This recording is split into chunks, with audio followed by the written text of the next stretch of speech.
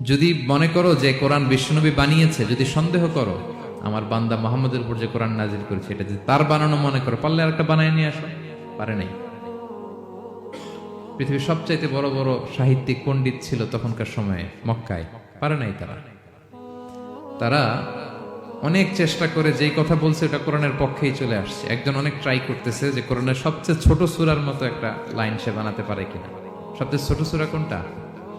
কাউসার। তো সে পড়তেছে ইন্না আ'তাইনা কাল কাউসার ফাসাল্লি লিরাব্বিকা ওয়ানহার ইন্না শানিআকা ওয়াল আবতার। এরপরে মিলায় এক লাইন বানাইছে যে লাইসা হাযা মিন কালামিল বাশার। অর্থ হয়ে গেছে অন্যরকম। এটার অর্থ হচ্ছে এটা কোনো মানুষের কথা নয়। ইন্না আ'তাইনা কাল কাউসার ফাসাল্লি লিরাব্বিকা ওয়ানহার ইন্না শানিআকা ওয়াল আবতার। সে মিলে বানাইছে এক লাইন, সেটা হচ্ছে লাইসা হাযা মিন কালামিল বাশার। এটা কোনো বাশার মানুষের লেখা হতে পারে না। আল্লাহু আকবার।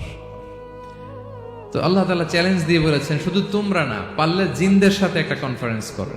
কুল লা ইন ইজতামাআতিল ইনসু ওয়াল জিন্নু আলা আইয়াতু বিমিসলি হাযাল কুরআন লা ইয়াতুনা বিমিসলিহি ওয়ালাউ কানা বা'দুকুম লিবা'দিন যাহিরা। আল্লাহ বলতেছে চ্যালেঞ্জ, গোটা বিশ্ববাসীর জন্য চ্যালেঞ্জ। শুধু তোমরা না, জিনদেরকেও ডাকো একটা কনফারেন্সে। কারণ দুইটা, ম্যানকাইন্ড আর জিনকাইন্ড। শুধু মানুষকে না, আমি জিনকেও চ্যালেঞ্জ দিলাম, সবাই মিলে যদি পারো কোরআনের মতো একটা বই নিয়ে আসো। পারবে? পারবে না। গোটা বিশ্ববাসী এই চ্যালেঞ্জের কাছে হার মেনেছে।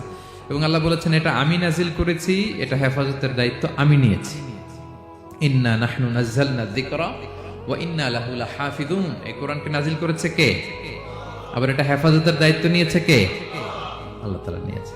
কোরআনের সবগুলো প্রিন্টেড কপি যদি আমরা আগুন দিয়ে জ্বালায় দেই তাহলে তো আর কোরআন থাকবে না পৃথিবীতে, না? হ্যাঁ, আমরা আমাদের তাকরিম সলে আহমদ তাকরিমের মতো 10 জন ওয়ার্ল্ড ক্লাসের হাফেজদের বসাইলেই উইদিন 3 days আমি আরেকটা কপি বানাই ফেলতে পারবো।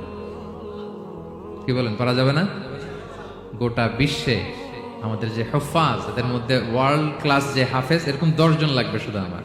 গিভ মি জাস্ট 3 days, আমরা আরেকটা কোরআন বের করে ফেলতে পারবো। কারণ আমরা শুধু কোরআন লিখে রাখি না, এই সিনার ভিতরে খোদাই করে রাখি, ঠিক কি না? এবং হাফেজে কোরআনের সংখ্যা পৃথিবীতে বাড়ছে। পৃথিবীতে কোন দেশে সবচেয়ে বেশি হাফেজ জানেন আপনারা? না, বাংলাদেশে না। ইজিপ্ট র্যাঙ্কিং এ আছে, কিন্তু সবচেয়ে বেশি হাফেজ হচ্ছে লিবিয়াতে। লিবিয়াতে প্রত্যেক 3 জনে একজন হাফেজ। মোট জনসংখ্যা 70 লাখ, হাফেজ আছে 23 লাখ। র্যাঙ্কিং এ সেকেন্ড হচ্ছে আল মাগরিব, আরবিতে বলে মাগরিব মানে মরক্কো, ওদের হাফেজের সংখ্যা 16 লাখ। থার্ড হচ্ছে ইজিপ্ট, মোর দেন 1 মিলিয়ন। ফোর্থ হচ্ছে সৌদি আরবিয়া, ফিফথ হচ্ছে জর্ডান। কোটি কোটি হাফেজ আছে আমাদের গোটা বিশ্বে। আমাদের সবগুলো কোরআনের প্রিন্টেড কপি জ্বালিয়ে দিল, কোরআন আবার নিয়ে আসতে আমাদের কয়েকদিনের ব্যাপার। আলহামদুলিল্লাহ বলবেন না? এই কোরআনের ভেতরে আল্লাহ তাআলা শিফা রেখেছেন রহমত। আল্লাহ বলেন অনুনাজ্জিলু মিনাল কুরআনি মা হুয়া শিফাউন ওয়া রাহমাতুল লিল মুমিনিন ওয়া লা ইয়াজিদুয যালিমিনা ইল্লা খাসারা। আমি এই কোরআনের ভিতরে শিফা রেখে দিয়েছি, রহমত রেখে দিয়েছি। সূরাতুল ফাতিহাকে বলা হয় সূরাতুশ শিফা। অসুস্থ ব্যক্তির গায়ে আপনি ফু দিতে দেরি, সুস্থ হতে দেরি হয় না।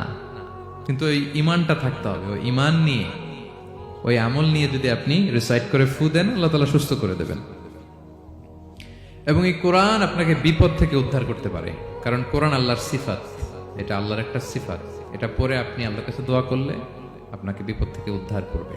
আল্লাহ তাআলা বলছেন ওয়া ইযা ক্বারা'তাল কুরআনা জাআলনা বাইনাকা ওয়া বাইনাল্লাযীনা লা ইউমিনুনা বিল আখিরাতি হিজাবাম মাসতুরা।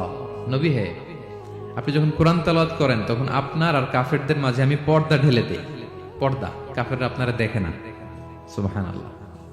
সূরা লাহাব যখন নাজিল হলো, তাব্বাত ইয়াদা আবি লাহাবি ওয়া তাব, ধ্বংস হোক, নিপাত যাক আবু লাহাবের 2 হাত। আবু লাহাব কে ছিল বলেন তো? বিশ্বনবীর চাচা। তো এই আয়াত যখন নাজিল হলো, চাচার বদনাম যখন এই আয়াতে আসলো, চাচি উম্মে জামিল খুব রেগে গেল।